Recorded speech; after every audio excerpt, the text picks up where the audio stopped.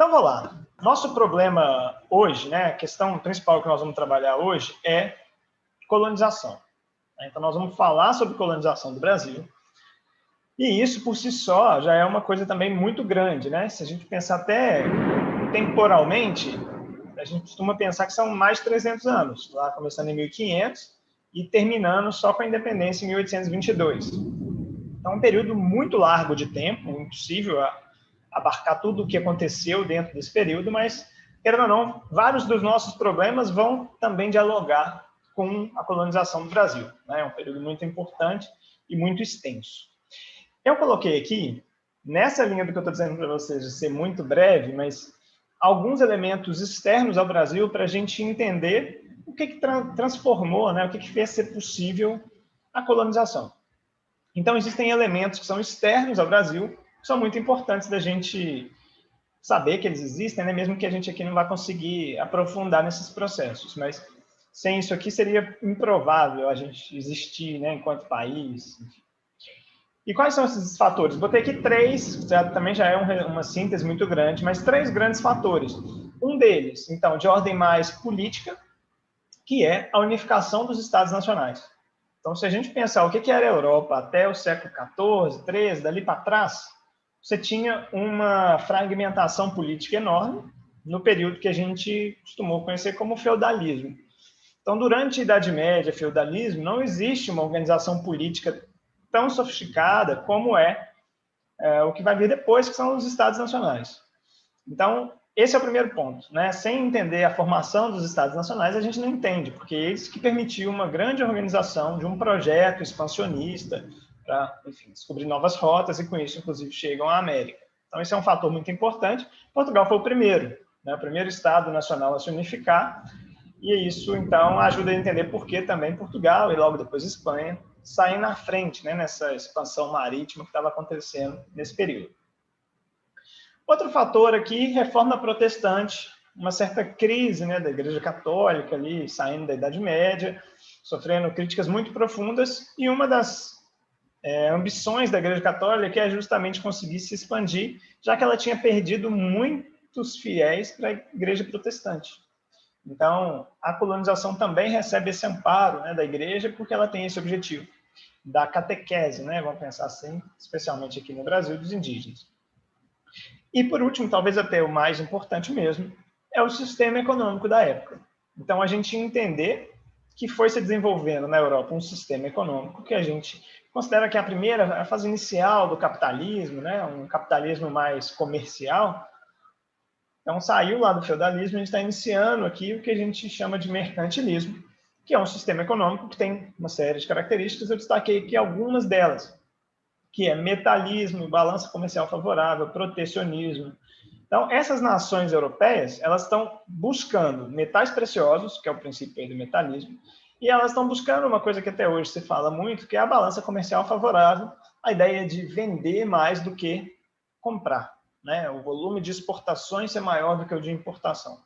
Como que isso vai ser possível? Basicamente, colonizando outros territórios, né? Fazendo de outros territórios parte do seu, porque aí tudo que você produzir no Brasil, já vamos trazendo para cá, vai ser parte da balança de Portugal. Né? Quer dizer, existe uma ideia de exclusivo, né, comercial. A colônia ela só pode comercializar com a metrópole. Então, a metrópole lucra muito em cima da colônia. Desde o princípio aqui tem uma lógica mercantil, né, esse sistema econômico que vai ajudar a explicar todo o sentido mesmo, né, para que foi se caçar uma colonização lá na América, né? Pensando nessa época, era muito distante dos portugueses. Então, basicamente, é o sistema econômico desse período que ajuda a gente a entender por que eles foram se aventurar na América. Beleza. Então, vamos lá. O que é que nós temos, então, que ver? Olha, o que é que eles queriam aqui? Produtos raros na Europa, né? O objetivo da colonização. Ou, se a gente quiser pensar até antes, né? O objetivo da expansão marítima é esse. Mesmo antes de saber que existia a América, o que eles estão buscando são esses produtos raros. Vocês vão lembrar, provavelmente, aí de falar da insistente busca por uma rota para as Índias, né? Porque é onde você vai encontrar especiarias, produtos raros, muito valiosos na Europa. Então, é isso que também acaba que vai ser um dos valores da colônia do Brasil, né? Se a gente já quiser chamar de Brasil. Outro interesse também, aumento de domínio territorial, isso é poder, né? Então, a gente pode pensar, nesses três aspectos que eu coloquei aqui, a gente pode pensar que a busca por essa balança comercial favorável é o interesse de uma burguesia que está surgindo, é o interesse da própria coroa portuguesa. O aumento dos domínios territoriais é poder, né? É um interesse bem político mesmo da coroa portuguesa. E o aumento dos fiéis é o interesse da igreja, que a gente estava falando agora mesmo, né? Então, se somam interesses aqui que tornam minimamente viável essa colonização, né? São vários grupos que estão interessados em fazer essa colonização ir para frente. Beleza? Então, olha só. Então, começando aqui, 1500 lá, né? Essa data em abstrato aí que a gente costuma pensar como o início do Brasil, né? Na verdade, em 1500, a pergunta aqui principal, né, vamos dizer assim, que é a que a gente pretende discutir um pouco ao longo dessa aula, é o seguinte, olha, vale a pena colonizar o Brasil? Né? Como é que se torna viável a colonização do Brasil?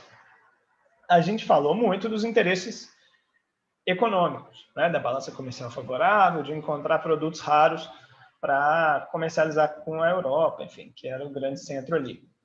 E em 1500, a resposta para essa pergunta, se era interessante, se valia a pena colonizar o Brasil, era não. Então, a gente vai ver que nos primeiros 30 anos, mais ou menos, ali, do que a gente considera a história do Brasil, praticamente não tinha um esforço de Portugal de efetivamente colonizar aqui.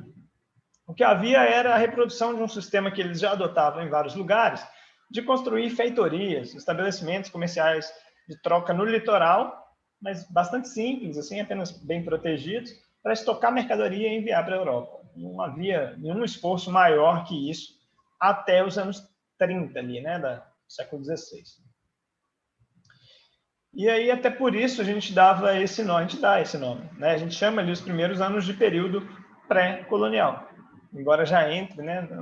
A gente está falando de Brasil, colonização, mas historicamente se divide assim, né? Um período pré-colonial, porque é isso, né? Assim, não existe um esforço grande de Portugal de fincar os pés aqui e estabelecer uma colônia efetivamente aqui na América.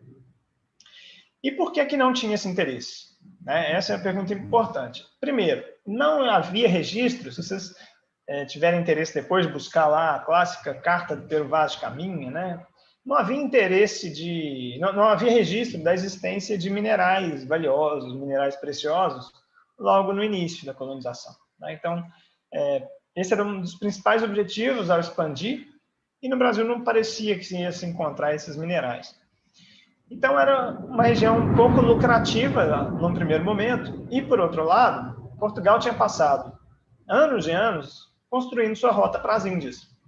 Então, digamos que, depois de tanto esforço para chegar nas Índias, o comércio com as Índias era o que havia de melhor para Portugal. Mesmo que a Índia não se tornasse uma colônia e tal, mas a lucratividade daquelas especiarias era enorme, e isso bastava. Então, o Brasil fica num segundo plano, digamos assim, nesses primeiros anos. Peguei aqui um trechinho que é interessante desse primeiro momento aqui da colonização, que é um pouco também a ideia da curiosidade, né? Assim, existe, por mais que não exista um interesse da colonização muito efetiva, mas existe toda uma construção imagética do que é a América, né? Do que isso aqui significa. E aqui é um texto de um livro que eu vou comentar várias vezes sobre ele, né? Que é o Brasil, uma biografia. É o livro da Heloísa Starling e da Lilia Schwartz. Não sei se dá para ver por aqui assim, não, mas depois tem uma fotinha dele. Mas esse livro é muito bom, assim, é um calhamaço sobre o Brasil. E aí ela fala, né, assim, olha, os indígenas cortavam as árvores e levavam até os navios portugueses ancorados à beira-mar, e em troca obtinham facas, canivetes, espelhos, pedaços de tecido e outras quinquilharias.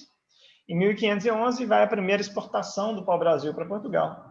E lá se foram 5.000 toras de madeira, macacos, saguis, gatos, muitos papagaios e 40 indígenas que atiçaram a curiosidade europeia. Desde 1512, com a introdução do produto no mercado internacional, o termo Brasil passa a designar oficialmente a América Portuguesa. Então, essa é uma coisa interessante, né? Elas até falam, as autoras, num trecho do livro, que elas falam, primeiro veio o nome, né? Porque a gente já fala em Brasil em 1511, mas enfim, não existia nada do que a gente entende por Brasil naquele momento, né?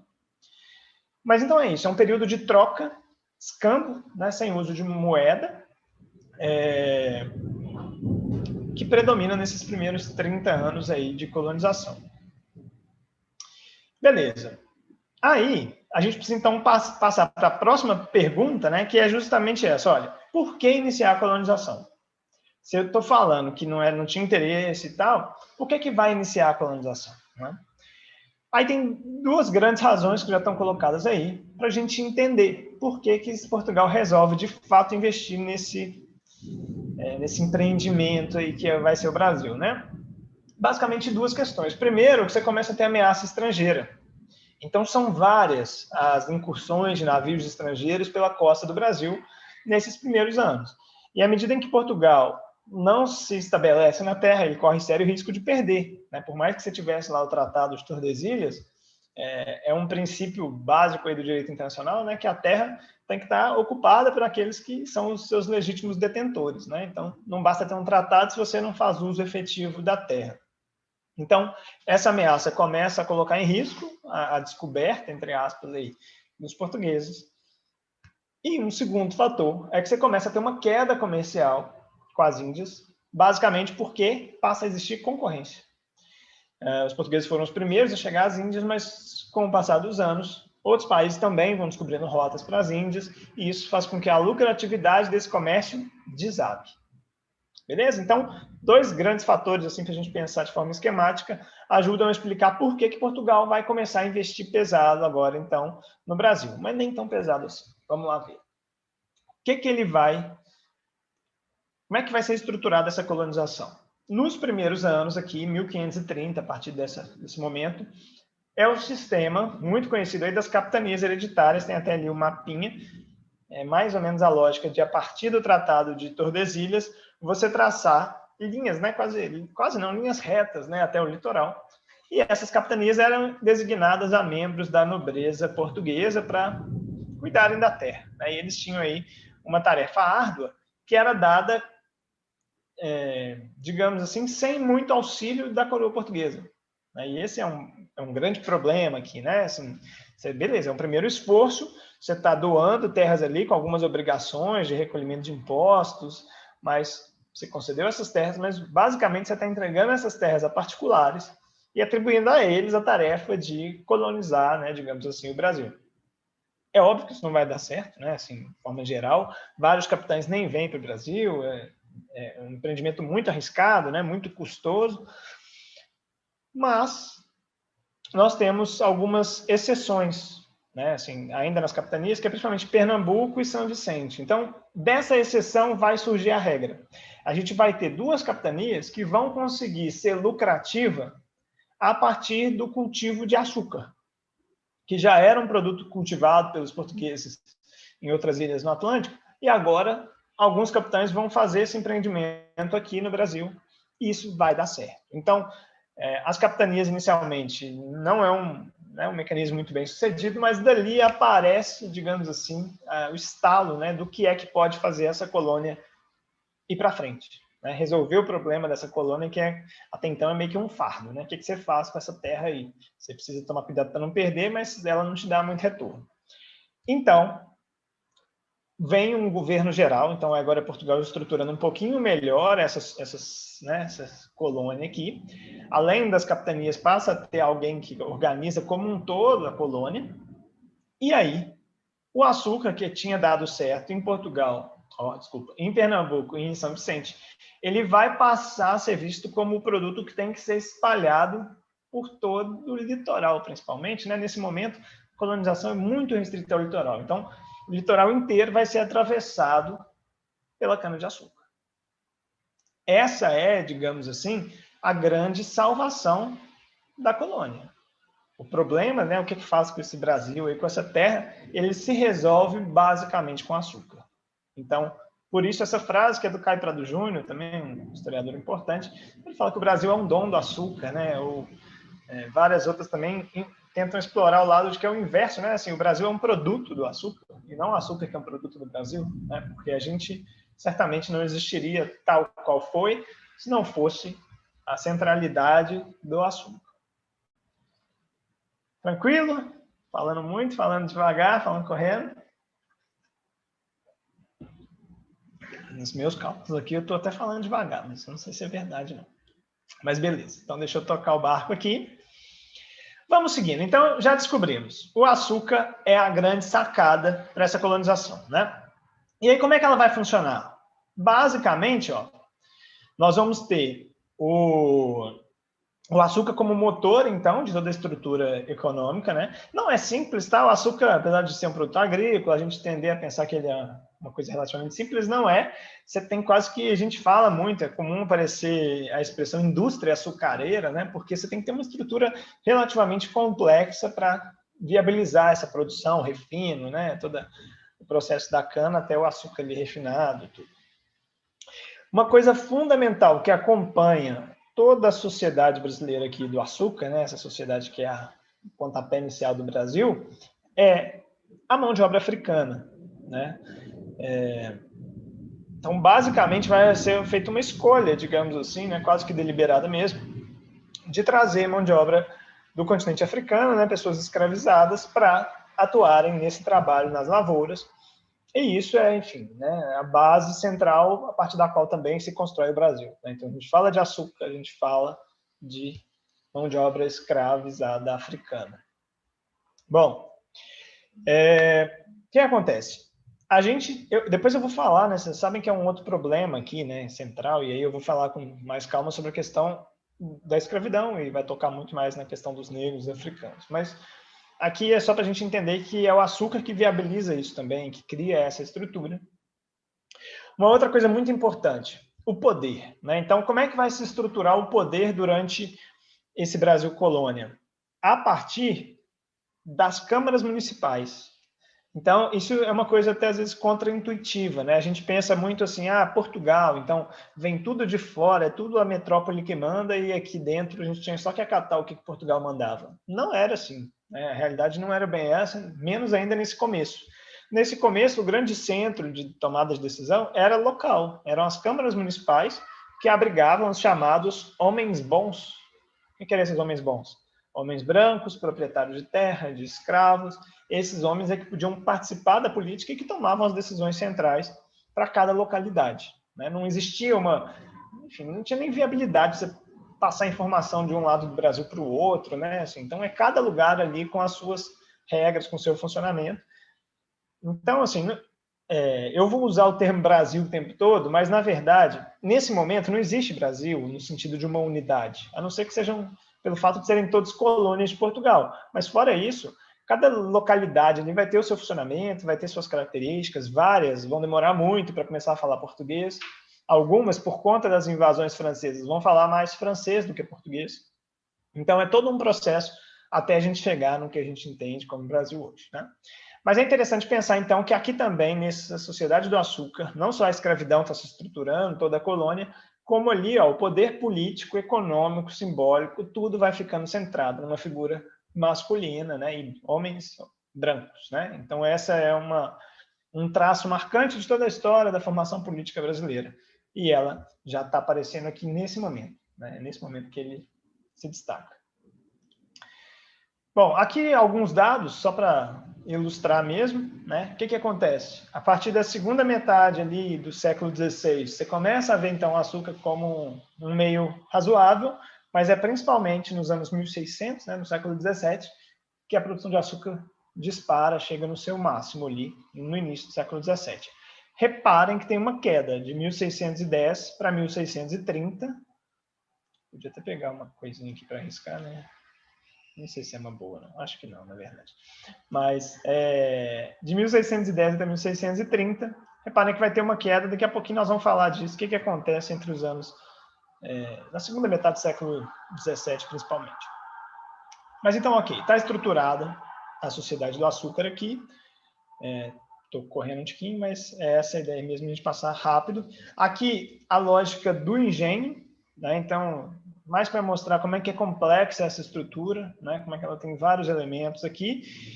E talvez vocês se lembrem aí de alguns livros um livro em especial, né, muito clássico do Brasil, que tentou entender toda a formação social brasileira a partir da tensão entre casa grande e senzala. É um livro clássico do Gilberto Freire, que tenta entender a formação social brasileira a partir dessa dualidade, né, o lugar dos homens brancos, da família ali branca, e do outro lado o lugar dos escravos, dessa tensão e ao mesmo tempo essa mistura, né, constitutiva do Brasil.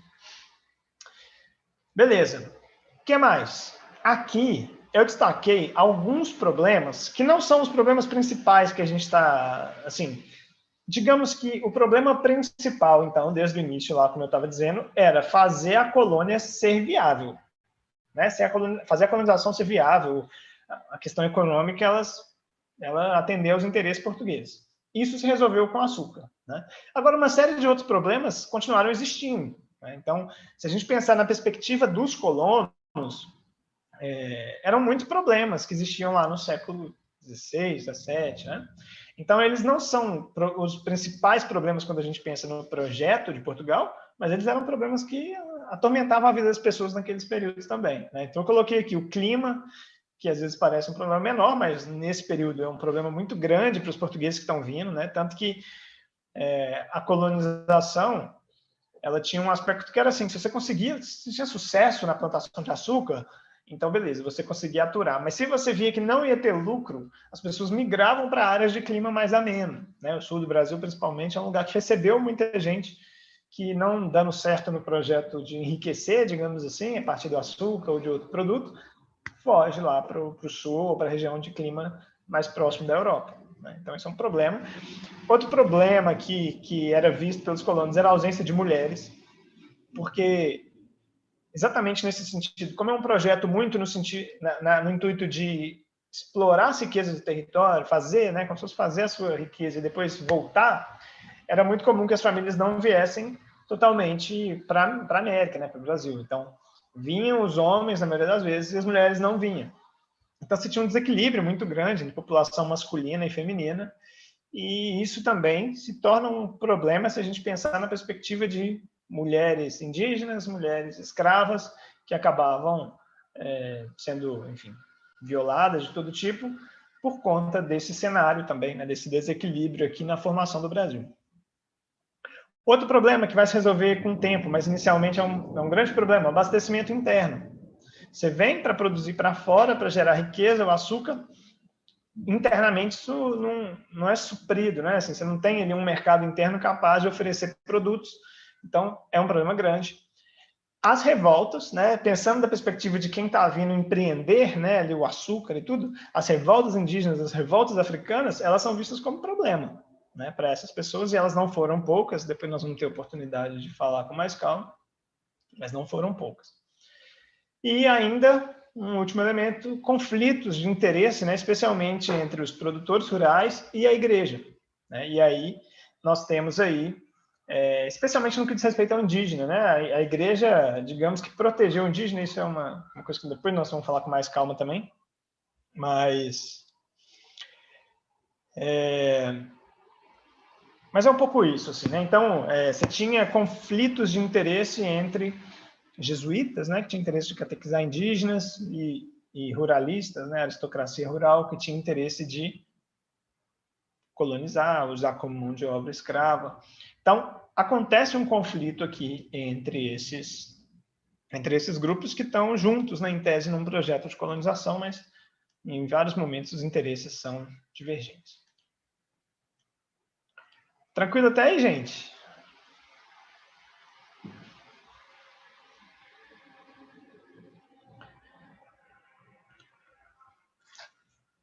A chuva deu um tempo aqui, trovoado pelo menos parou.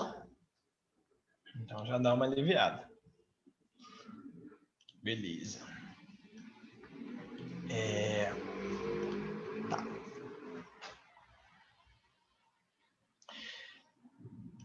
Então, vamos lá, então, falar um pouquinho da crise do açúcar, né? Nós estamos falando que o açúcar resolveu uma parte do problema ali da colônia, né? Então você precisava transformar a colônia em algo viável economicamente, e aí o açúcar, digamos que resolve esse problema. Tá. Só que aí nós vamos ter uma crise do açúcar. Eu já tinha destacado lá naquele gráfico como é que cai a produção de açúcar, né? E aí nós vamos entender por quê. Olha lá, aqui alguns elementos um pouco de fora para dentro também que ajudam a gente a entender.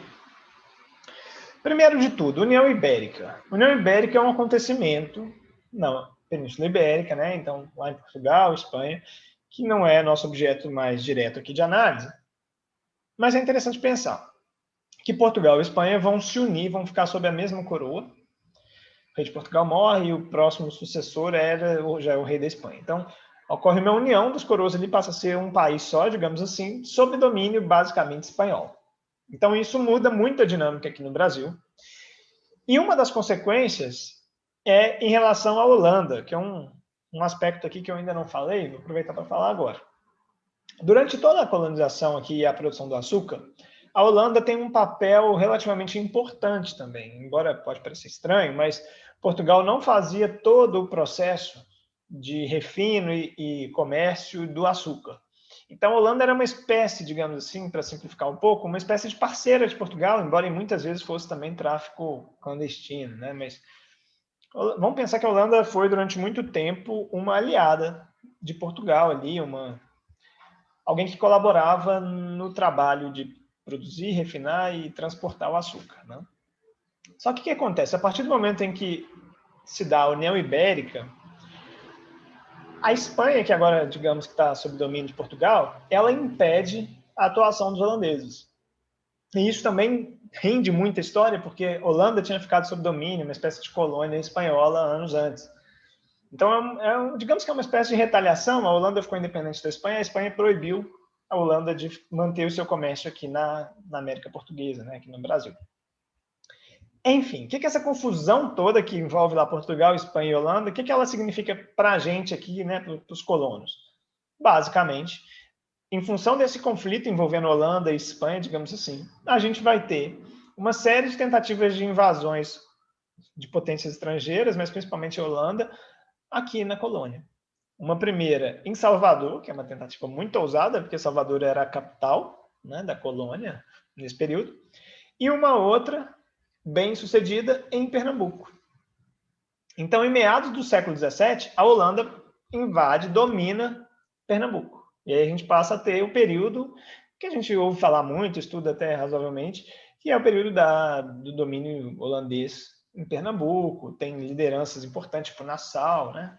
Então, é um evento importante que rende muita coisa aqui, mas nós vamos só passar por ele de forma mais rápida para entender que essa invasão holandesa, então, ela mudou muito a dinâmica interna do Brasil. Pernambuco já era uma das principais capitanias desde o início, né, a que deu certo com o açúcar, e agora, de repente, ela está sob domínio dos holandeses. Então, isso dificulta muito, né, diminui a riqueza de Portugal ali e da Espanha, né, durante a União Ibérica. É um problemão ali, mas os colonos não estão, digamos assim, que para os colonos não há grandes problemas. A invasão holandesa não significa um grande problema para os colonos, porque os holandeses são relativamente compreensíveis, eles atendem a interesses dos colonos, eles continuam produzindo açúcar. O grande atingido com essa invasão holandesa inicialmente é Portugal. Isso só vai mudar quando Portugal faz uma série de promessas para os comerciantes de que se expulsarem os holandeses, eles vão ter grandes benefícios. Então, aí a gente passa a ter uma espécie de aliança entre portugueses e, enfim, os colonos, ali, né? Os fazendeiros lá de Pernambuco, Recife, Olinda e tudo mais. Então, expulsam os holandeses. Isso é o evento que a gente conheceu como Insurreição Pernambucana, que inclusive tem esse quadro aí do lado, né? Uma representação da Batalha dos Guararapes, que durante muito tempo, assim, o exército ainda usa isso como um símbolo nacional, como se fosse negros, indígenas, né, portugueses, todos lutando junto pelo Brasil, né? Não tem nada disso, né? Mas tudo bem, é uma batalha importante porque expulsa os holandeses e retoma o controle de Pernambuco. Com isso, o abastecimento de escravos que chegavam da África e tudo volta à normalidade. Portugal, em tese, voltaria a ter o seu comércio de açúcar restabelecido. E aí vem o problema. A questão é, ocorre que os holandeses fogem do Brasil, são expulsos, né, do Brasil, e vão para o Caribe, vão para a América Central.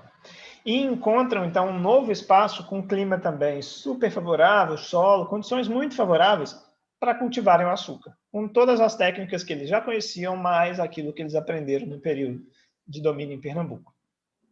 Qual que é o resultado disso? Concorrência para o açúcar luso brasileiro, né, digamos assim. Então, agora, o Brasil, apesar de ter expulsado os holandeses, vai encontrar uma forte concorrência de comércio do açúcar, né? Basicamente é isso. Então, o preço vai cair, enfim, a lucratividade do comércio vai cair profundamente. Então, temos um problema que, como já está ali no título, já indica para a gente qual que vai ser a solução, né? A ideia aqui é o seguinte, bom, para a gente resolver o problema do açúcar, a gente tem que achar uma outra atividade econômica agora que consiga, em alguma medida, suprir essa demanda. E essa atividade vai ser mineração. Então, digamos que, inicialmente, o problema era começar a colônia, e aí começou com o açúcar. Depois, a invasão holandesa, expulsão dos holandeses, agora nós estamos numa crise do açúcar. E aí, o que vai ser da colônia? Essa é a grande pergunta ali no início do século XVII. Desculpa, já no início do século XVIII, né? Assim, já estamos ali. E aí agora a pergunta é essa, e aí, o açúcar agora já não dá aquele lucro todo, o que nós vamos fazer? Nós vamos abandonar essa terra, deixar ela mais livre ou fazer o quê? Né? E aí a mineração vai resolver esse problema da perspectiva dos portugueses. Né? Ela vai passar a ser uma atividade muito importante, sendo descobertas as primeiras minas no início ali do século XVIII pelos bandeirantes, né? Grupos que faziam expedições para o interior do território, com várias missões, né? Boa parte dessas missões deles eram caçar, né? Caçar para aprisionar indígenas, escravos fugidos, né? Desfazer quilombos. Então, tão longe também de serem como foram muito tempo tratados como heróis nacionais, né? Acho que não é por aí, mas tiveram esse papel, né? De desbravar um pouco esse território, até então ainda bem centrado no litoral, e ajudar a identificar regiões em que podiam haver mineração. Daí, nós vamos ter, basicamente, uma série de mudanças que vão ser trazidas pela mineração. O que são essas mudanças? Primeiro, grande concentração populacional, o que gera uma urbanização. Isso é um fato muito relevante, porque nós estamos falando o tempo todo ali de área rural, né? A gente estava falando de açúcar, então é um meio rural, um meio, então, que não há grande concentração populacional. E agora, as minas, assim, se achou uma região rica, aglomeração, né, de pessoas. A gente costumou até estudar isso como a corrida do ouro, porque muita gente vem para buscar essa riqueza, né? Enfim. Então, isso gera uma nova dinâmica. E aí, no 2 ali, gera também maior possibilidade de mobilidade social. As pessoas podem ascender socialmente, justamente porque na região das minas existe várias possibilidades, né? Não é só o açúcar, não é só senhor e escravo. Você passa a ter uma série de camadas intermediárias que permitem a alguns grupos uma certa ascensão social. Inclusive os escravos, embora nem tanto. Nós vamos falar disso depois. E uma outra coisa super interessante, deslocamento do eixo econômico. E não sai nunca mais. Né? Então, quer dizer, o Brasil começa no Nordeste, só se torna viável no Nordeste, mas a partir das minas, uma parte importante da sua economia vai vir do Sudeste, e daqui para frente não vai sair mais, porque depois vem o café, depois a industrialização, é bem centrada no Sudeste. E uma outra coisa importante, integração territorial. São as minas que permitem também que as regiões passem a se conectar um pouco mais. Pernambuco, lá a gente está falando do açúcar, está muito isolado, né? São províncias isoladas. Aqui a gente vai começar a ver a necessidade de integração territorial, muito por conta do abastecimento, né? Se tem muita gente concentrada, você precisa abastecer, criar rotas. E olha só que algumas dessas rotas, olha, não sei se aqui dá para ver bem, mas o zoom não está ajudando, não. Mas enfim. Esse azul, né, e o laranja aqui são algumas das rotas fluviais, terrestres, está na legenda, por onde vão chegar alimentos, gado, né, para abastecer a região das minas. Então, é o primeiro grande momento que você tem alguma integração entre diferentes regiões do Brasil. Isso é algo bem relevante para pensar a formação de um país assim como um todo. Aqui, vou passar um pouco mais rápido dessa parte, mas é só um trechinho também lá do mesmo livro, em que elas mostram, olha, isso faz a gente pensar o tanto que era importante o comércio, esse abastecimento, olha. Um alqueire de farinha, em São Paulo, R$ 640, Minas, R$ 43.000. Uma libra de açúcar, em São Paulo, 120, nas Minas, 1.200. Uma galinha em São Paulo, 160, nas Minas, 4.000. Um boi em São Paulo, 2.000, nas Minas, 120.000. Então, basicamente, o que a gente vê é uma inflação muito grande, né, nas Minas, justamente por isso. É uma grande concentração de pessoas, uma grande demanda e não existe produção. É uma região que as pessoas que vêm com o intuito de extrair ouro, né? Então, não vem para fazer agricultura ou nada do tipo. E aí os produtos que chegam em pouca quantidade e em alto preço. No fim das contas, se diz muito isso, né? A riqueza das minas terminou mais na mão de comerciantes do que, de fato, de mineradores, né? Mais mudança, expressão artística, né? O barroco, as nossas igrejas das cidades históricas seguem aí como registro, né, desse desenvolvimento bem importante, autêntico e primeira expressão mais brasileira, né, digamos assim. E aí tem alguns outros elementos importantes, olha só. A gente começa a ver que junto dessas mudanças todas que nós estamos vendo aqui, vai começar a ter um maior aumento do controle político por parte da metrópole. Então, lembra que eu falei que antes o poder estava muito nas câmaras municipais? A metrópole não tinha controle sobre isso, a metrópole tinha dificuldade, inclusive, de interferir nas decisões políticas da colônia. Agora não. Agora você vai criar todo um aparato para controlar essa colônia, especialmente por conta da mineração. Então, muda radicalmente a postura de Portugal em relação à colônia a partir da mineração. É uma tentativa de sugar mesmo esses recursos aqui, de controlar as decisões políticas, cria impostos, cria intendências, transfere a capital de Salvador para o Rio de Janeiro, né, para ficar mais próximo aí.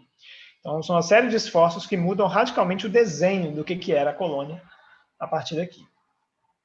Conflitos, é óbvio, né? Primeiro porque tem gente amontoada, tem riqueza em disputa, e agora tem a coroa. Então, os conflitos aumentam, não só conflitos como resistência, né, de escravos africanos, indígenas, mas agora conflitos mais complexos um pouco, eles começam a aparecer, e inclusive conflitos que vão trazer o ideal emancipacionista. E essa vai ser a grande novidade que vai partir um pouco no Brasil das minas, né? Essa ideia de emancipação que vai ser o tema da nossa próxima aula.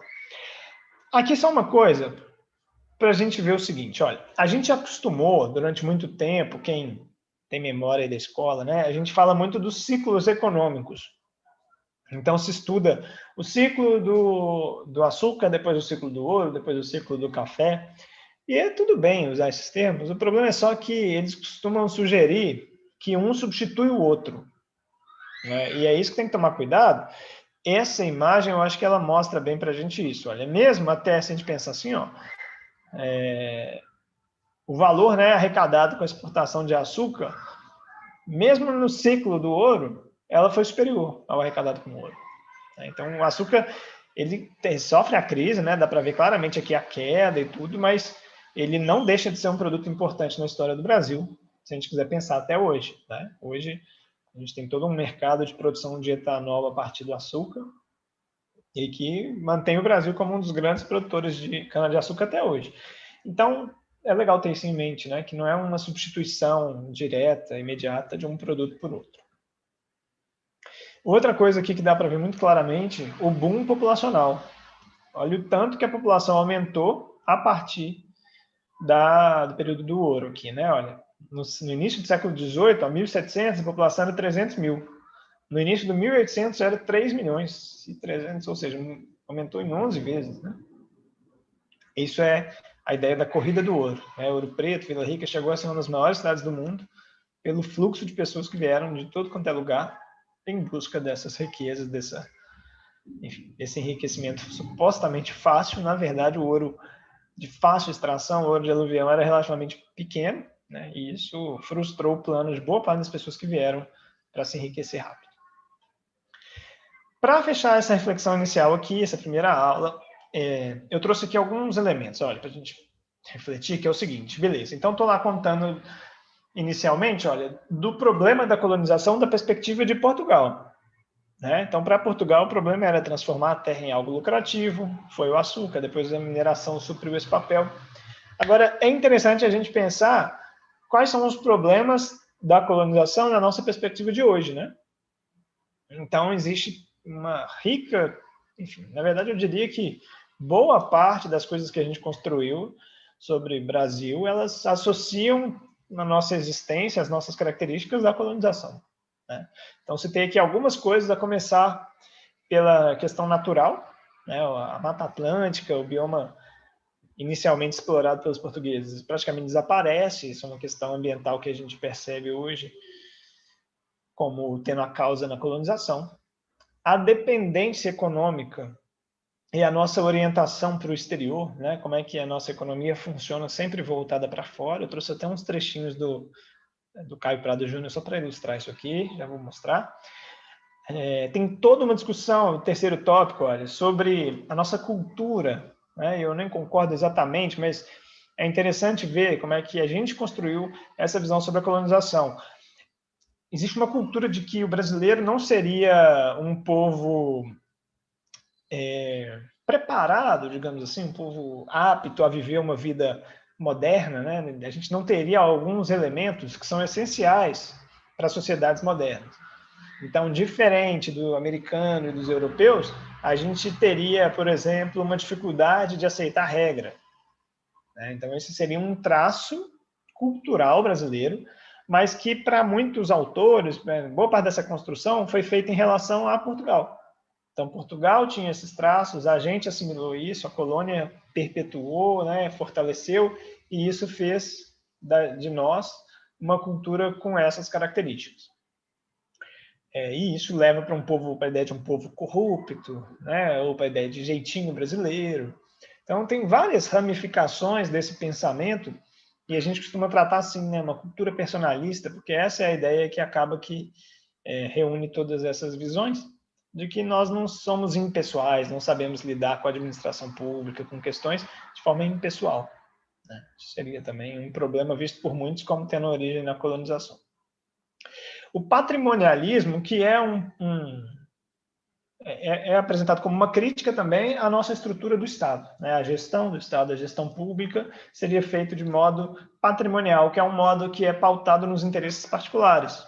Então, não seria uma administração, enfim, nos moldes do que se exige, né? Que é a administração burocrática. A gente usa burocrático como coisa ruim, mas na teoria, né, o sistema burocrático é o sistema impessoal, em que as pessoas agem conforme o seu papel.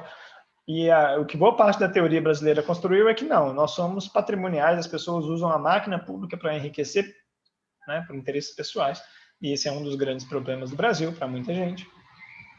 Patriarcado, que aí eu já mencionei um pouco, né, toda a centralidade da figura masculina, homens, brancos, né, como é que tem toda uma estrutura que se fez a partir desse elemento de poder, né, do homem branco. E, por último, que vai ser um problema que nós vamos explorar muito depois, a questão da escravidão, do racismo como traços que atravessam a colônia e que continuam até hoje também, e estão muito relacionados com a colonização, né, é óbvio. Então, aqui, só para fechar, ó, eu coloquei aqui uns trechinhos, por exemplo, do Prado Júnior, do Caio Prado Júnior, que ele é um dos, assim, dos grandes pensadores, historiadores do Brasil, e eu acho que ele foi responsável por muito do que a gente pensa sobre a colônia. A gente nem sabe, mas ele escreveu lá nos anos 30, 40, né? E ele mostrava isso, olha, a colonização no Brasil não se orienta no sentido de constituir uma base econômica sólida e orgânica. Isto é, exploração racional e coerente dos recursos do território para a satisfação das necessidades materiais da população que nela habita. Então não é para isso que serve, né, o país, né? Não se constrói uma nação, essa é a ideia dele. A colônia seria o oposto da nação, porque a gente não funciona para atender às nossas necessidades. É um país que funciona, mesmo depois que fica independente, mas isso não muda na visão dele. A gente é dependente da exportação, a gente, enfim, fica refém desse sistema. Claro que é mais vantajoso, né, para setores produtivos, vender em dólar. Então, hoje, o debate passa por vários elementos, mas, no fim das contas, essa é a ideia. Né? O Brasil é só um acaso ali da função que ele tinha, que era fornecer produtos para o mercado estrangeiro. Existe aqui, foi o Caio Prado também que ajudou a consolidar muito no Brasil a ideia de colônias de povoamento, colônia de exploração. São dois conceitos que são muito discutidos para falar das diferenças, por exemplo, da colonização dos Estados Unidos e a colonização no Brasil, né? E aí, basicamente seria isso, a colônia de povoamento é para onde as pessoas vão estabelecer vínculos, construir uma nação, né? Criar toda uma sociedade. A colônia de exploração é onde você vai com o intuito de explorar mesmo, sugar os recursos daquela terra e depois você vai embora. Então, ele meio que criou essas... Não é que ele criou, mas ele consolidou um pouco essa visão para pensar a colonização no Brasil como sendo uma colonização de exploração. E os objetivos de quem veio, de todo o processo, são muito diferentes do que acontece, por exemplo, nos Estados Unidos, Canadá. E até hoje essa é uma diferenciação muito usada, assim, né, para explicar as diferenças entre diferentes partes, tipo isso, né? A América anglo-saxônica e aqui a América Latina. Ela tem algumas limitações, assim, tem muitas críticas a isso também, mas costuma ser uma coisa interessante para afastar uma ideia que as pessoas têm até hoje de que se o Brasil tivesse sido colônia inglesa, tudo seria melhor, por exemplo, né? E o Caio Prado acaba que ele está mostrando que não é ser colônia de Inglaterra ou de Portugal ou o que for, né? É o tipo de colonização, é o objetivo que você tem naquela coisa. Então, a Jamaica foi colônia inglesa, nem por isso é um lugar, né, adorável ou melhor do que o Brasil. É uma colônia de exploração tal e qual nós fomos, né? Então, são outros fatores, é o clima, é a possibilidade de produzir aqui, como foi o açúcar, ou outros produtos raros na Europa que ajudam a entender todo esse processo. Bom, aqui é mais um trechinho dele, reforçando essa coisa, né, de que inclusive o abastecimento interno, tudo que a gente produz é voltado para o exterior.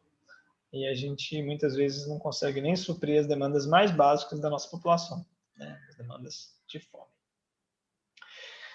Mas aí então, ó, eu quero pegar esse gancho, a gente estava falando das minas, ó, eu cheguei a mencionar, né, que é nas minas que surge o ideal da liberdade. A ideia de Minas como terra da liberdade é uma ideia forte que eu quero aproveitar ela aqui para a gente dar o salto para a segunda parte do nosso dia, né, ou a aula 2, que é sobre autonomia. E aqui eu acho que é um gancho legal para a gente aproveitar e começar a falar um pouquinho sobre como é que se deu, né, o processo de autonomização dessa colônia, enfim, tudo que isso significa na época e hoje ainda um pouco também os impactos dessa ideia de autonomia.